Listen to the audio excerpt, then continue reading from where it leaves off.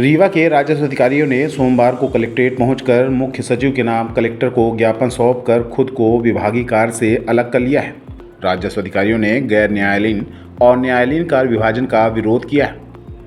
6 अगस्त से राजस्व अधिकारियों ने काम बंद करने का ऐलान कर दिया है। आपको बता दें कि मध्य प्रदेश शासन ने राजस्व अधिकारियों के बीच फूट डालने का काम किया है। राजस्व अधिकारियों को 2 पार्टों में बांट दिया गया है। एक संवर को न्यायालयीन और एक संवर को गैर न्यायालयीन कार्य सौंप दिया गया है। इसका राजस्व अधिकारी संघ ने विरोध किया है। राजस्व अधिकारियों ने कार्य विभाजन के सरकार के फैसले के खिलाफ बगावत कर दी। सोमवार को रीवा के राजस्व अधिकारी संघ ने कलेक्टर से मुलाकात की।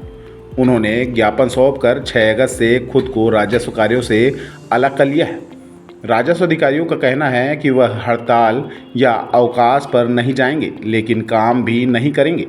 सिर्फ आपदा प्रबंधन कार्यों में ही सरकार की मदद करेंगे। राजस्व अधिकारी संघ ने मांग की है कि उनके संवर्ग के अधिकारियों को मूल कार्यों से पृथक करने के आदेश को तत्काल प्रभाव से निरस्त किया जाए। पूर्व में भी हमने जो हमारे राजस्व अधिकारियों को न्यायिक और गैर न्यायिक में विभाजन किया गया है, इसको लेकर के पूर्व में भी आप सभी को ध्यान में होगा कि हमने 17 जुलाई को हम सभी जिलों में, मध्य प्रदेश के सभी जिलों में ज्ञापन दिया गया था और हमारे संघ की ओर से निवेदन किया गया था कि यह जो नीति है इसे वापस लिया जाए, इस पर पुनर्विचार किया जाए और एक विधिवत अध्ययन दल का गठन किया जाए और उसके प्रॉज एंड कॉन्स जो हैं उनका अध्ययन किया जाए। उसके उपरांत जो भी नीतियाँ लागू करनी है उनका प्रॉपर इम्प्लीमेंटेशन किया जाए।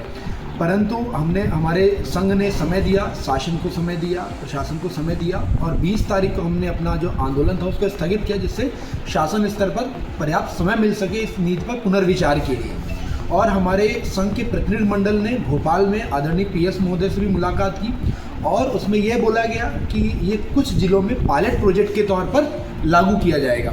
परंतु PS महोदय के संघ को ये वादे के उपरांत भी अन्य जिलों में भी न्यायिक और गैर न्यायिक के मध्य राजस्व अधिकारियों को बांटा गया और उनका कार्य विभाजन किया गया। आज हम सभी हमारे प्रदेश स्तरीय संघ के आह्वान पर हम मध्य प्रदेश के सभी जिलों में हमारे जितने भी राजस्व अधिकारी हैं सभी मिलकर के आदरणीय कलेक्टर महोदय के माध्यम से शासन को अवगत कराना चाहते हैं कि जो ये न्यायिक और गैर न्यायिक का विभाजन किया गया है इसे वापस लिया जाए, क्योंकि जो मध्य प्रदेश लोक सेवा आयोग और पदोन्नति के माध्यम से जो भी व्यक्ति नायब तहसीलदार बनता है और उसके बाद पदोन्नति होकर के तहसीलदार बनता है, हमारा पद मूलतः नायब तहसीलदार और तहसीलदार का है। हमें जो कार्यपालिक दंडाधिकारी की शक्तियाँ मिलती हैं वो हमें अलग प्रकार से मिलती है, उसके लिए हमारी नियुक्ति नहीं होती है, कार्यपालिक दंडाधिकारी के रूप में नहीं हो सकती।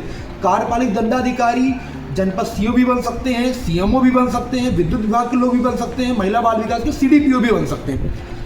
तो हमारी यही मांग है कि हमारा जो मूल पद है वो हमें दिया जाए, जो कि है नायब तहसीलदार और तहसीलदार का। उसके उपरांत समय समय पर आप सभी को जानकारी है कि चाहे वो बाढ़ आपदा का काम हो, चाहे कोरोना के वक्त का समय कार्य हो, हमारे संघ ने, हमारे राजस्व अधिकारियों ने बढ़ चढ़ के कार्य किया है और पूरे प्रदेश को अपने कार्यों से गौरवान्वित किया। कोरोना का वो काल सभी भूले नहीं होंगे जब लोग अपने परिजनों का दाह संस्कार नहीं कर रहे थे, तो हमारे संवर्गीय साथियों ने आगे बढ़ करके और दाह संस्कार किए थे। कोविड के काल में जब सभी घरों में दुबके बैठे हुए थे तब हमारे साथियों ने बढ़ चढ़ के कार्य किया था। हर विभाग में सम्मानित किया गया, चाहे वो शिक्षा चाहे वो चिकित्सा विभाग हो, सभी को कोरोना वीर का पुरस्कार मिला गया, पुलिस विभाग में सम्मानित किया गया। लेकिन हमारा केवल ऐसा राजस्व विभाग ऐसा है जिसे कोविड के दौरान कार्य जो भी किए गए किसी प्रकार का कोई ना तो सम्मान मिला, ना किसी प्रकार से हमें प्रोत्साहित किया गया। समय समय पर हमारे संसाधनों की जो उपलब्धता है उस पर कटौती की गई है।